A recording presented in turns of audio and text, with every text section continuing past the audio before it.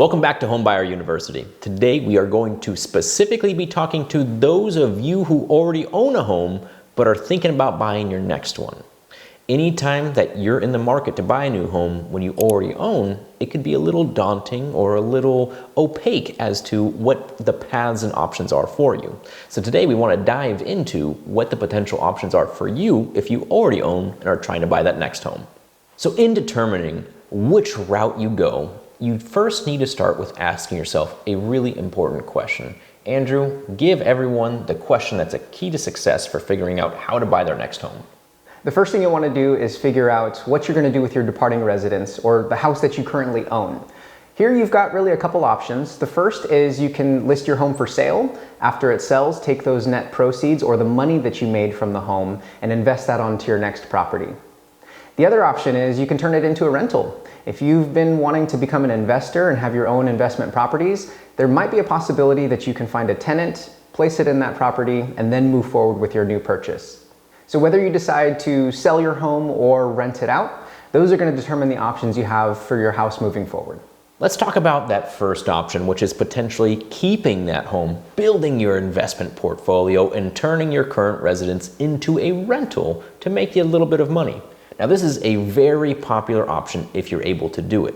If you don't need the funds that are tied up in equity in that current home, then it is a fantastic way to continue to build equity from that home by having those renters cover some of that bill for you.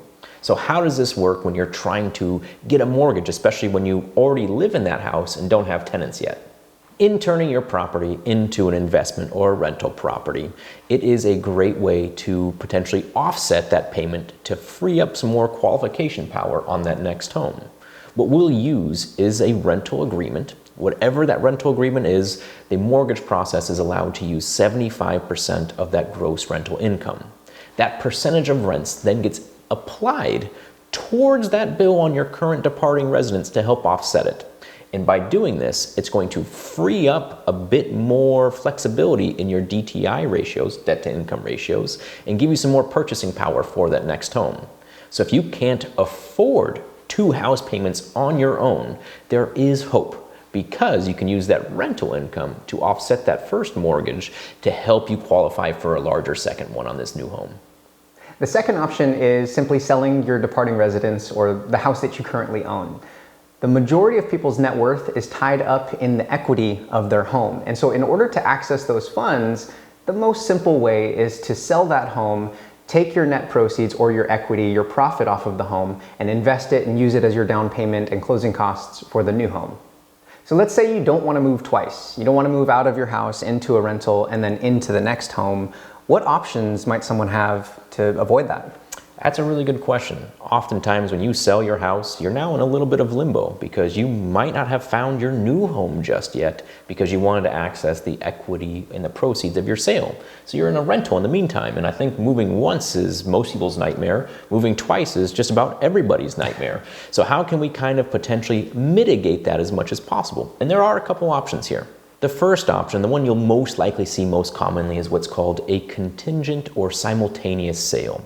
This is where you are selling your house at the same time you're buying your new home, and both escrows will just be coordinated together, where they overlap and the closing date is back to back, minimizing any sort of time between the sale and the purchase of the new home, so you only have to move once.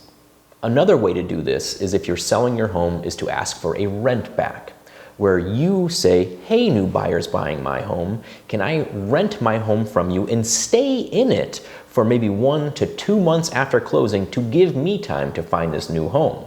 And oftentimes that is something that can be negotiated. However, maybe these aren't the right options for you, and ultimately you want to buy your new home and move into it before you stage, prep, and sell your current home. And this is where it gets to be a little bit nuanced, and this is where we're going to kind of dive into what those potential options might be and if they might be right for you. So Andrew, if someone wants to buy and move in before they sell, but a majority of their net worth, like you said, is tied up in their home and they need the equity in their home to buy that new one, how can they balance that? There are some short-term financing options that'll help you leverage that equity that's tied up in your current home. These short-term financing options are commonly referred to as a HELOC or home equity line of credit, or a bridge loan. These loans often come with their own set of guidelines and parameters and can be more difficult to qualify for. And sometimes they can come with a higher cost, so they may not be an option for everyone. Those are going to be the main options where you can rent out your current departing residence if it makes sense and is financially the right move for you. You can sell your home and then buy. You can sell and buy simultaneously, or there are some potential options to go ahead and buy before you sell. Now, which of these is right for you often comes down to what you can qualify for. So it's not always we get to pick the option that we want to have for ourselves. Sometimes our options might be a little limited based on the parameters of qualifications. There's a lot of nuances to all of them, and there is going to be a right answer for you specifically in your profile and potentially that property you're trying to get at that time. To package everything up and to try and put it simply, there are several options out there that could be right for you should you want to buy that next home. Now, because there's a lot of options out there, doesn't mean that all those options are going to be available to you. It all starts with really having a conversation and going through an approval process to see what your specific options are, and then choosing the path that you're most comfortable with, and that's also the most financially beneficial to you while helping you get that next home that you have in mind.